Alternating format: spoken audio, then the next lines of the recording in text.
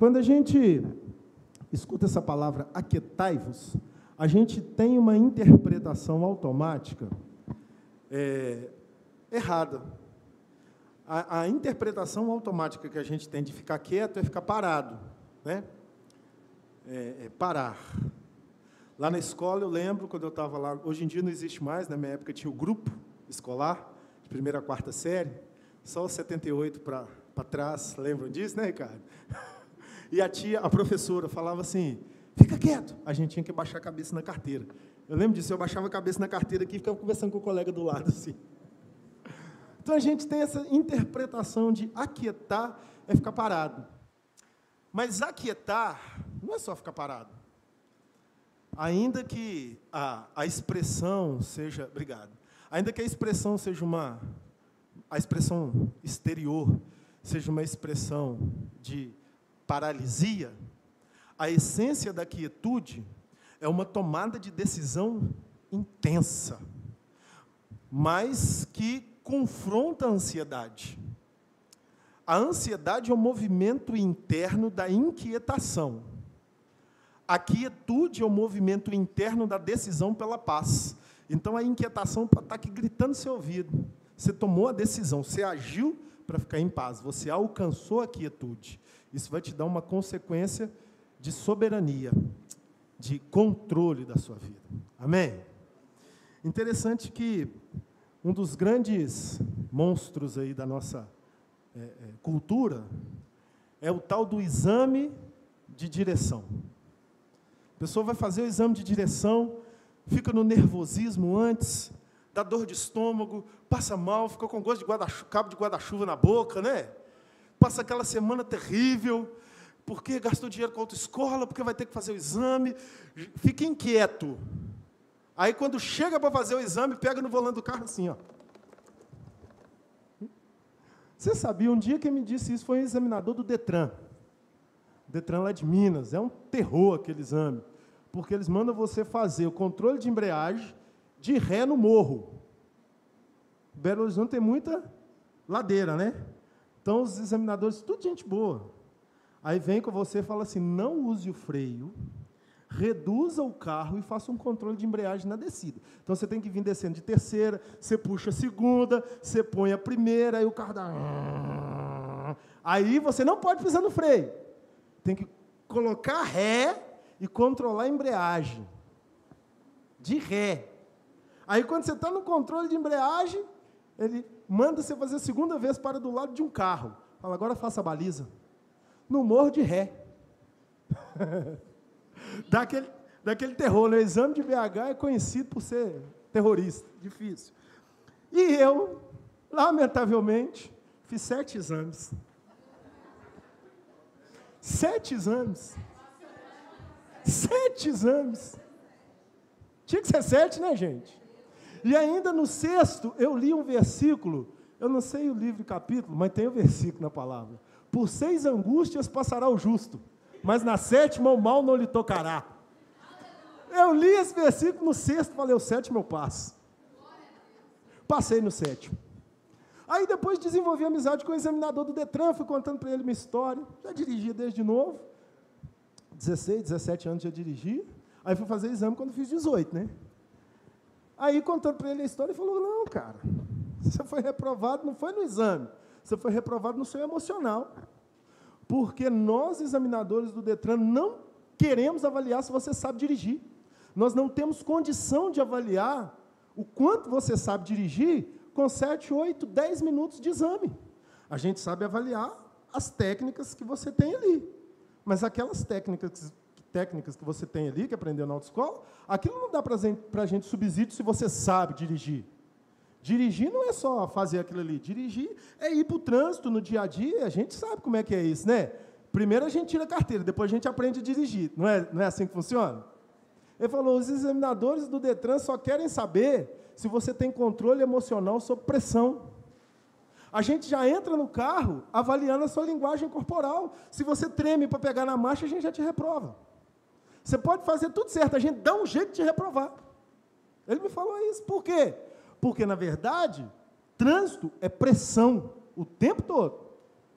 E quem não sabe controlar a emoção é um problema anunciado para ter um acidente no trânsito. Não é assim que funciona, gente? Aí eu falei, rapaz, por que você não me falou isso antes?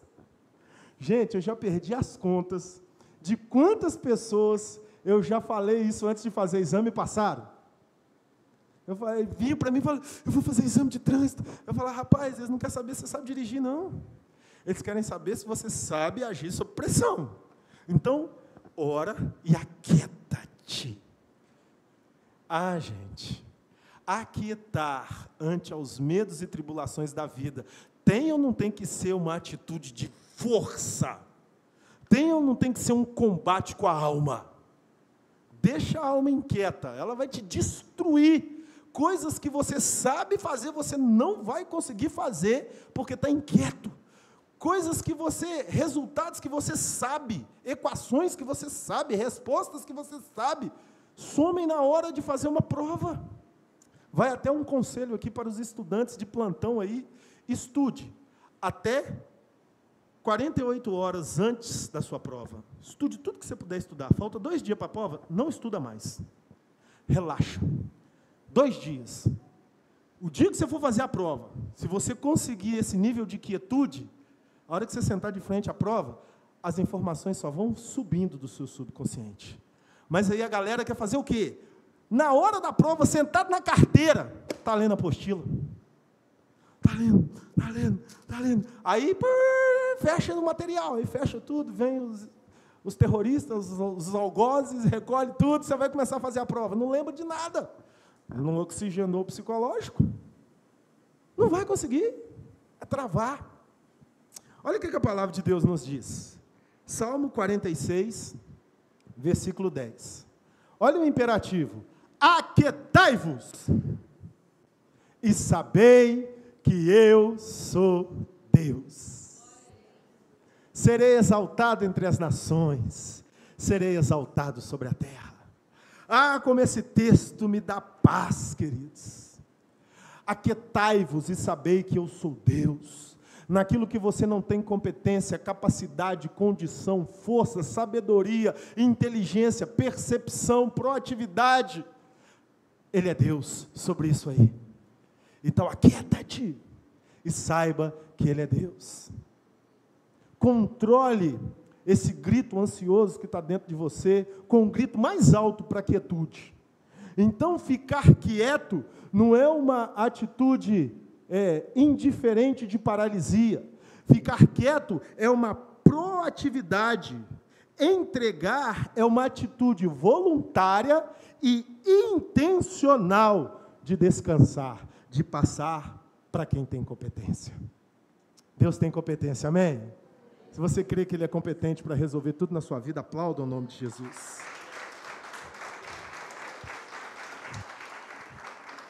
Salmo 37:5 nos diz: entrega o teu caminho ao Senhor, confia nele e Ele tudo fará. Entrega o teu caminho ao Senhor, confia nele e Ele tudo fará. Essa tradução revista e corrigida é uma tradução muito jóia, tradicional, mas uma tradução mais para a nossa linguagem de hoje, do original hebraico desse texto, diz o seguinte: entrega a tua vida ao Senhor, faz as coisas certas, habita na terra, e verdadeiramente serás alimentado. Essa versão aí está acho que na NTLH, na King James, não precisa procurar agora não, pode deixar assim mesmo. Mas aqui dá para a gente entender. Entrega teu caminho ao Senhor, confia nele, e Ele tudo fará. Aí a gente para diante de um texto desse e diz: é só isso. Entrega teu caminho ao Senhor, confia nele, e Ele tudo fará. Sim, é só isso. Por quê?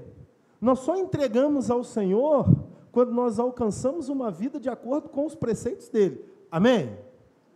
Porque se nós não vivemos de acordo com os preceitos do Senhor, nós não vamos entregar para Ele, nós não vamos ter relacionamento. Só entrega aos cuidados de alguém que confia no outro. É ou não é? Então, se eu confio em Jesus, eu tenho Ele como meu Salvador suficiente, como Deus da minha vida. Então, eu habito na terra, eu vivo com verdade, e eu verdadeiramente sou alimentado, eu confio no Senhor, e Ele tudo fará. Por que nós temos tanta dificuldade de entregar? Porque nós somos viciados no controle. Vocês vão até ver sobre isso na célula essa semana. O líder esperto aí que já leu o estudo já está antenado. Nós somos viciados em controle. Nós queremos controlar situações. O pai quer controlar o filho quer controlar o pai, a esposa quer controlar o marido quer controlar a esposa, o passageiro quer controlar o motorista de ônibus quer controlar o passageiro, o cara que está dirigindo o trânsito quer controlar todos os carros que estão ao seu redor. A gente quer controlar a empresa, a gente quer controlar tudo. E quando o controle nos falta, a gente parece que está tendo abstinência de algo que é viciante, porque a gente está viciado no controle. E entregar significa depender, esperar, deixar o outro conduzir e decidir. E como nós temos dificuldades de deixar o outro conduzir e decidir. Como nós vivemos conflitos por isso. É ou não é, gente?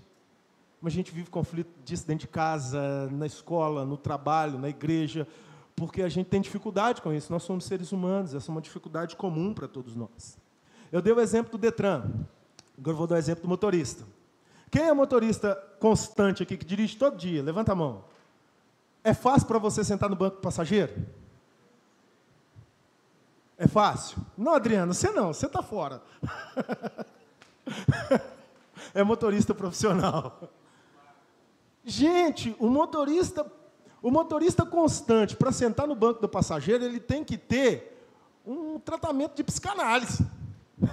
Tem que fazer terapia antes. E aí, eu sou assim, tá, gente? Eu sento no banco do passageiro e pergunto ao apóstolo para você ver, eu não atribulo ela. Depois que eu já tive alguns problemas por isso. Aí a gente aprende. Mas a gente, no banco do passageiro, a gente tem outro ponto de vista. Aí o motorista vai passando, negócio, não vai dar não. Aí a marcha está muito lenta, você põe marcha nesse negócio, rapaz, reduz esse negócio para dar cedo. Ai, meu Deus. O motorista sentado no banco do passageiro é uma tribulação para o motorista. Quando a gente vai viajar de ônibus, então, aqueles motoristas lá da Itapemirim, da Gontijo, dá vontade de você bater na portinha dele lá, ô moço. Por quê? Por causa do vício do controle. A gente quer controlar o tempo todo. Vai lá. Eu vou desarmar aqui, ó. Aí você arma lá para mim, que deve ter ficado desarmado. Olha o controle, ó. Meu carro está lá embaixo. Disparou o alarme. Daqui eu controlei a situação. A gente é assim. E nós temos essa dificuldade de entregar o controle. Isso está no nosso fundamento. Mas entenda, o nosso fundamento tem 2 pontos de vista.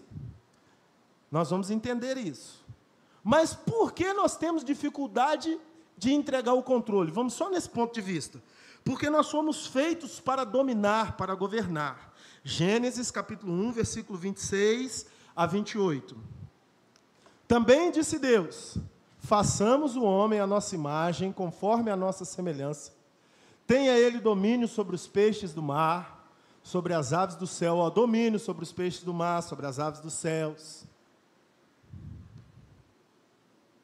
sobre os animais domésticos, sobre toda a terra, sobre todos os répteis que se rastejam sobre a terra. Criou, pois, o homem à sua imagem, a imagem de Deus o criou, homem e mulher os criou. E Deus os abençoou e lhes disse, sede fecundos, multiplicai-vos, enchei a terra e, mais forte, e dominai sobre os peixes do mar, ele repete, sobre as aves, sobre os répteis que se arrastam sobre a terra. Ou seja, nós somos criados para dominar. Nós somos criados para governar. Então, essa essência está no nosso fundamento. Por isso nós temos tanta dificuldade de entregar, de aquietar. Lembre-se, a criação de Deus tem 2 pontos de vista. Primeiro ponto de vista é o ponto de vista de Deus para a criatura. Deus criando Deus diz, façamos o homem. Deus está falando com quem? Com Ele mesmo. Pai, Filho e Espírito Santo. Então, a Trindade está falando, façamos o homem à nossa imagem e à nossa semelhança.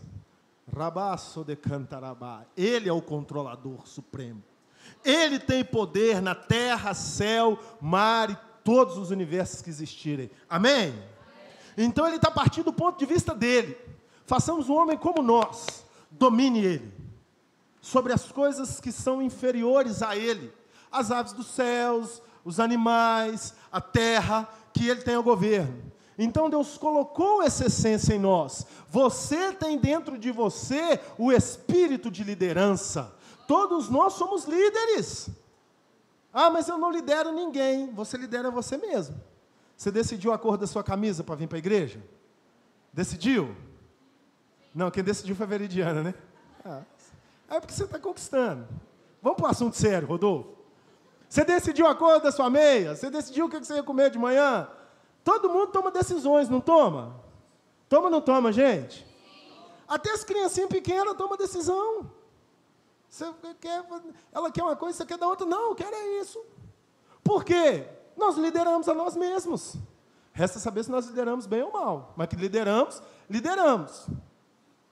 Então, todo ser humano é líder, tem um espírito de liderança dentro de si. Por quê? Porque foi Deus que colocou esse espírito, porque esse é o espírito de Deus. Então aí, a nossa dificuldade em obedecer. Só que quando Deus está criando o homem, Ele está no ponto de vista dele, e Ele vai completar a obra. O ponto de vista dele é façamos. Ele já fez? Ele já fez? Não, Ele está fazendo. Então Ele está falando do ponto de vista dele, domine. Ele entregou. Agora, como o homem vai executar esse domínio? Aí entra o ponto de vista da criatura para o Criador. Gênesis capítulo 2, versículo 7, 8, depois o 15 e o 17. Então, façamos então. Agora ele está terminando. Formou o Senhor Deus o homem do pó da terra. Ele soprou nas narinas o fôlego da vida. E o homem passou a ser alma vivente. Deixa na tela, por favor. Quando ele forma o homem, ele coloca no homem uma substância, vamos colocar esse nome, que o homem não tinha. E que essa substância fez o homem ser remoto. O que é ser remoto? Funcionar sozinho. Quando ele está falando façamos, ele está no projeto. Quando ele forma, então formou, ele soprou na narina do homem o fôlego da vida. Só aí o homem virou remoto. Porque sem o fôlego da vida, o homem não era alma vivente. Entende isso? Você tem 3 substâncias: corpo, alma, espírito. Certo? Você é alma. Corpo é pó. Ok?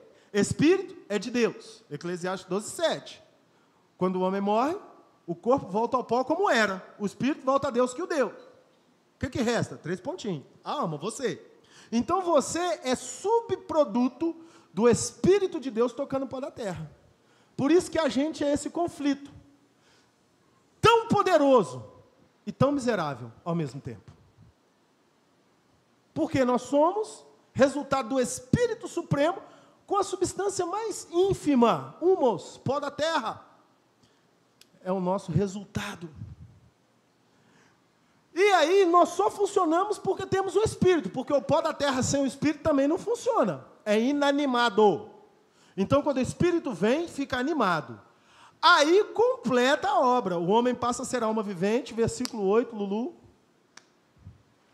Mira cá, muchacha, muitas graças. Depois põe ele 15 e 16, 17. E plantou o Senhor Deus, olha só, na sequência. E plantou o Senhor Deus um jardim no Éden, na direção do Oriente, e pôs nele o homem que havia... Então ele forma. Agora, o ponto de vista da criatura para o Criador é totalmente diferente do ponto de vista do Criador para a criatura. O Criador fez a criatura com o poder de governo. A criatura é formada com o Espírito de Deus, e só por isso ela passa a ser alma vivente. Então, a criatura só governa se ela depende do Espírito. Você está entendendo? Aplauda o Senhor. Oh, aleluia! Não tem governo sem dependência. O governo independente é o homem fora do ponto de vista correto. O governo independente é o homem se empoderando de algo que ele não tem direito, que é o governo supremo. E aí, quando Deus termina a obra agora do ponto de vista da criatura para o Criador, ele só tem existência, vida, porque ele tem o fôlego, que é o Espírito de Deus. Sem o Espírito de Deus, ele está morto. Aí Deus continua o processo didático, versículo 15, volta lá no 8. Então, quando ele forma, imediatamente, olha só, gente, no versículo 7, ele soprou na narina do homem o fôlego da vida, e o homem se tornou alma vivente. No versículo 8, e plantou o Senhor Deus um jardim no Éden, na direção do Oriente, e pôs nele o homem que havia formado. E aí fala do rio, que tinha 4 braços, dá alguma descrição do jardim, mas agora o objetivo de Deus é dizer para a criatura, no ponto de vista correto: você só funciona certo se você estiver no lugar que eu te coloquei. E qual lugar que Deus colocou o homem? No jardim do Éden. O que tem no jardim do Éden? Condição. Versículo 15 e 16. Tomou, pois, o Senhor Deus ao homem e o colocou no jardim do Éden para o cultivar e o guardar. E o Senhor Deus lhe deu essa ordem: de toda árvore do jardim comerás livremente, mas da árvore do conhecimento do bem e do mal não comerás, porque no dia em que dela comeres, certamente morrerás.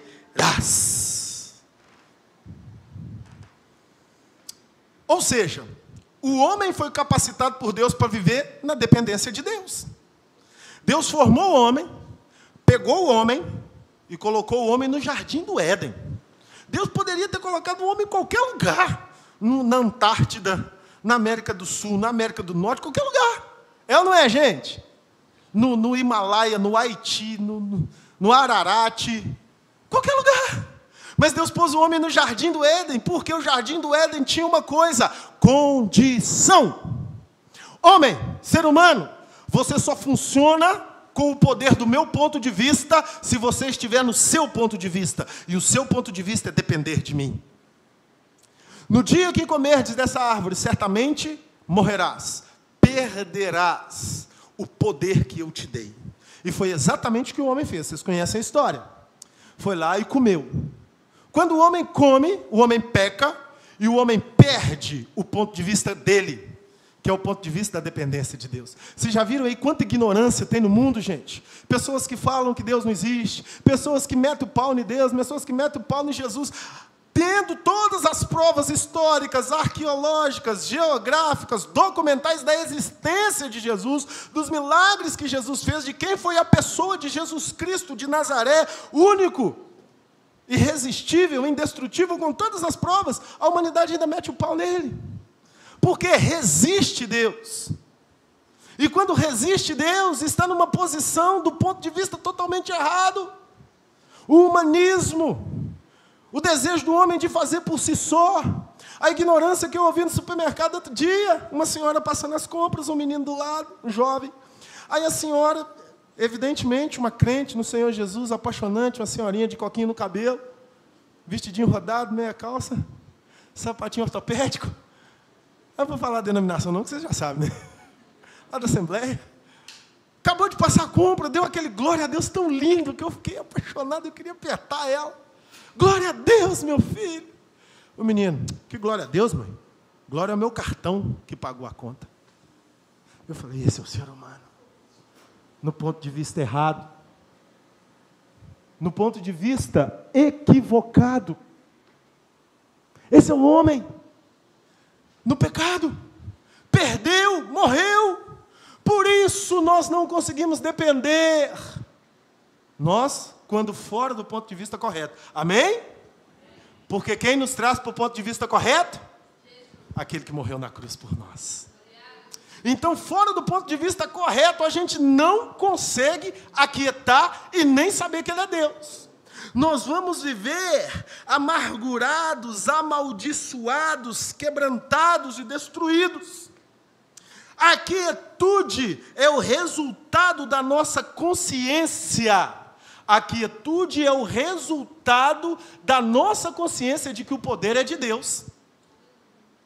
Quando você tem consciência que o poder é de Deus, meu filho, minha filha, você não fica ansioso por mais nada. A gente precisa aprender isso todo dia. Sabe, tudo que tira a sua paz é nada diante do poder de Deus. Entre no seu ponto de vista correto. O Senhor me chamou para governar, mas eu só governo obedecendo ao Senhor. E quando eu obedeço ao Senhor, eu me aquieto. Sei que o Senhor é Deus.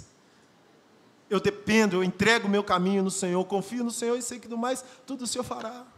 Gente, quando a gente aprende isso, a gente passa a viver da seguinte forma. Primeiro você põe o pé e tem certeza que Deus vai colocar o chão. Não é irresponsabilidade, é descanso. Ah, vou ter que atravessar, mas não tem chão, não tem problema não, Ele é o Deus que criou o chão, eu vou. Há anos atrás eu li um depoimento desse, que eu fiquei maravilhado no livro de missões. Esqueci o título do livro, eu acho que é o Totem da Paz. Tenho certeza não, tem que pesquisar, mas o testemunho é esse. O missionário estava no país africano e foi evangelizar a tribo, uma tribo lá, africana. E quando ele chegou, o líder espiritual daquela tribo chegou para ele, falou assim, você vem trazer uma nova religião para o meu povo? Ele falou, venho trazer Cristo. Ele falou assim, não, então você vai ter que fazer um desafio. Sexta-feira, dia tal, nós vamos fazer um sacrifício aos demônios na beira do precipício tal e você tem que ir. Quando nós fazemos os sacrifícios, os demônios me dão o poder de levitar. E eu ando, saio do precipício, ando no ar e volto. Por isso a tribo me adora. Você tem que ir. Até aí tudo bem, né? Até aí tudo bem. Só que o pajé falou com ele assim, pajé significa líder espiritual, falou com ele assim, se você não fizer a mesma coisa que eu faço, a gente te mata. Olha para aquele terreno ali. Aí o cara olhou, o missionário olhou, tinha um monte de morrinhos. Ele falou, está vendo aqueles morrinhos ali?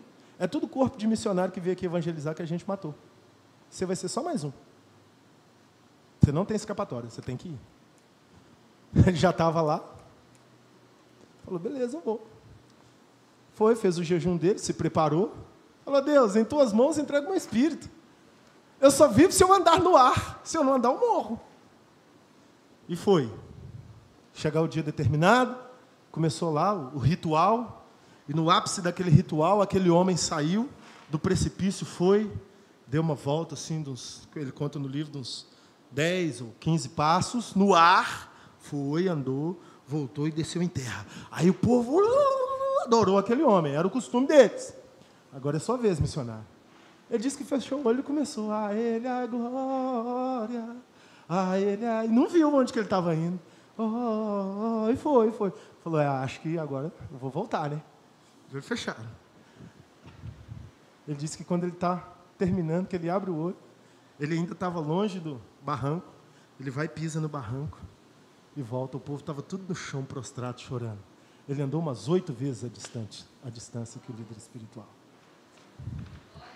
Aquela tribo, inclusive aquele líder espiritual, se tornaram todos cristãos. Ele não foi ali exibir poder do Espírito. Ele foi usar o poder do Espírito dentro de uma necessidade concreta e óbvia. Por que eu estou dizendo isso para você? Esse nível de fé é para todos nós. Não é só para uma história linda de um livro que a gente lê. Mas quantos desafios eu e você temos no nosso dia que nós temos que pisar para depois o chão chegar? Dentro da sua casa, no seu local de trabalho, na sua mente, nos seus pensamentos, nos seus sentimentos. Sabe aqueles sentimentos horríveis, angustiosos, depressivos, pecaminosos, carnais, que todos os dias vêm afrontar o cristianismo que está dentro de você? Pisa no chão, com coragem, com poder. Deus vai liberar para você graça, para que você ande sobre as águas, para que você ande no ar, para que você voe às alturas que Deus tem para a sua vida. Ah, se eu fosse você, eu aplaudia Jesus. Aleluia! Então, a quietude é o resultado da nossa consciência de que o poder é de Deus. Hebreus capítulo 12, versículos 1 e 3. Portanto, também nós, visto que temos a rodear-nos tão grande nuvem de testemunhas, desembaraçando-nos de todo peso, diga comigo, desembaraçando do peso, e do pecado, que tenazmente nos assedeia, corramos com perseverança a carreira que nos está proposta, olhando firmemente para o autor e consumador da fé, Jesus. Esse nome tem poder. O qual, em troca da alegria que lhe estava proposta, suportou a cruz, não fazendo caso da ignomínia, está assentado à destra do trono de Deus.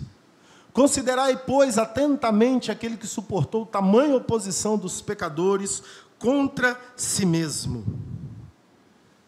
para que não fatigueis, desmaiando em vossas almas. Desembaraçando-nos de todo peso e do pecado.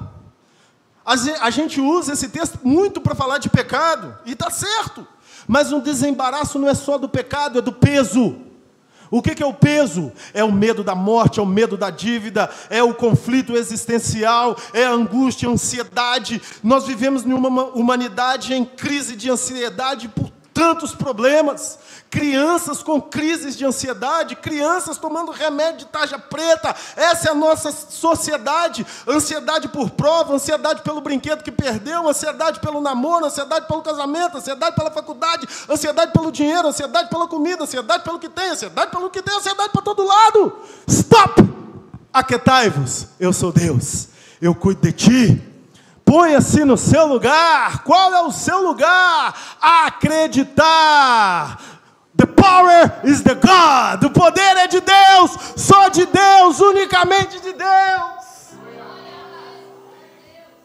Tem aquele louvor, né? Que Ele é Deus. Se Ele fizer, Ele é Deus. Foi tão forte aqui que o receptor caiu. Se Ele fizer, Ele é Deus. Se Ele não fizer, Ele continua sendo Deus. Para de viver na força do seu braço. Para de viver no poder do seu raciocínio, para de viver no poder do seu dinheiro, para de viver no poder do seu físico, viva no poder de Deus. Os que esperam no Senhor renovam as suas forças, correm e não se cansam, caminham e não se fatigam, voarão alto como águias. Então, se você não está voando, é porque você está inquieto, com peso sobre você, sobrecarregado. Desembaraça hoje, aquieta-te. Saiba, Ele é Deus. Olha firmemente para Jesus. Quantas vezes na minha vida eu olho para Jesus? Quantas vezes na minha vida eu olho para Jesus? Em ameaças de morte física, em ameaças de morte emocionais, existenciais, em perdas maiores do que a minha força poderiam suportar. Eu olho para Jesus, eu olho para Jesus, eu vejo Jesus, e incapacidades intelectuais, incapacidades físicas, tantas incapacidades, eu olho para Jesus, eu vejo Jesus e eu clamo, e eu grito, não é porque eu sou melhor do que ninguém, é porque eu aprendi, ou eu posso empenhar a minha energia em me aquietar, ou empenhar a minha energia em tentar resolver. A primeira vai dar certo, a segunda vai piorar. Pegou a revelação? Você tem sempre uma escolha a fazer. Ou empenha a sua energia em tentar resolver, ou empenha a mesma energia, porque você só tem uma, em aquietar. Aquieta-te. Ele é Deus. Visto que temos a rodear-nos tão grande nuvem de testemunhas. Que testemunhas são essas? Pessoas e espíritos. Quando você se aquieta e descansa, você potencializa o reino da luz. Jeremias 17, 5 e 6. Quando você não descansa, você potencializa as trevas. Assim diz o Senhor: maldito o homem que confia no homem, e faz da carne mortal o seu braço, e se aparta ou distancia o seu coração do Senhor. Ele será como um arbusto solitário no deserto, não verá quando vier o bem, antes morará nos lugares secos do deserto e na terra salgada e inabitável.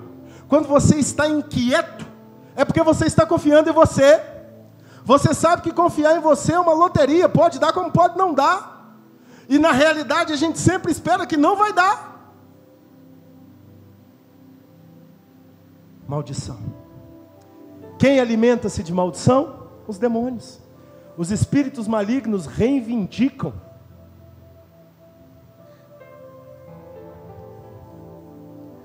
A realidade que nos cerca. A realidade que nos cerca é a realidade que nos tem. A realidade que nos cerca é a realidade que é dona do nosso coração. O que é dono do seu coração? Quietude, paz, tranquilidade, esperança. É isso que vai estar ao seu redor. O que tem em seu coração? Medo, desespero, angústia, opressão, peso. É isso que vai estar ao seu redor. A realidade que nos cerca é a realidade que nos tem. Mas quando nós nos aquietamos e confiamos no Senhor, nós nos colocamos na posição dos versículos 7 e 8 do mesmo Jeremias. Bendito o homem que confia no Senhor e cuja esperança é o Senhor. Porque ele será como árvore plantada junto às águas, que estende as suas raízes para o ribeiro e não receia quando vem o calor. Mas a sua folha fica verde, e no ano da sequidão não se perturba, nem deixa de dar fruto. Quando você descansa, você confia no Senhor. Está vendo que só tem uma escolha? Ou tenta resolver, ou descansa. Quando você descansa, você é bendito. Você não receia quando vem o calor, e nem nas mais altas crises deixa de dar frutos. Quem é você? Onde você está? Ou de que lado você está? Empenha sua energia em descansar. Quem se alimenta de fé e de esperança em Cristo? Os céus. Quando você confia em você, você se faz maldito, potencializa as trevas. Quando você descansa e confia, você se faz bendito, é a palavra, potencializa a luz. Pega essa palavra, Salmo 34, 7. O anjo do Senhor acampa-se ao redor dos que o temem e os livra. Você consegue confiar nisso? Você consegue confiar que tem um anjo aí do seu lado agora? A palavra está dizendo: The angel of the Lord mora, acampa-se do lado, ao redor dos que temem ao Senhor e os livra. Por que acampa? Porque acampamento está esperando a chamada. Qual é a chamada? O arrebatamento da igreja. Ele acampa ao seu lado porque nem ele nem você moram nessa terra, vocês moram no céu, nas mansões celestiais. Mas ele está com a tenda montadinha do teu lado. Acredita, confia, a sua família não vai ser destruída, as suas finanças não serão destruídas, a sua mente não vai ser destruída, o seu futuro não vai ser destruído. O Deus que criou os céus, terra e mar, acampa-se ao seu redor, querido. Vamos ser crente. Rabaço de cantarabaxerianda labá. Vamos descansar esse coração.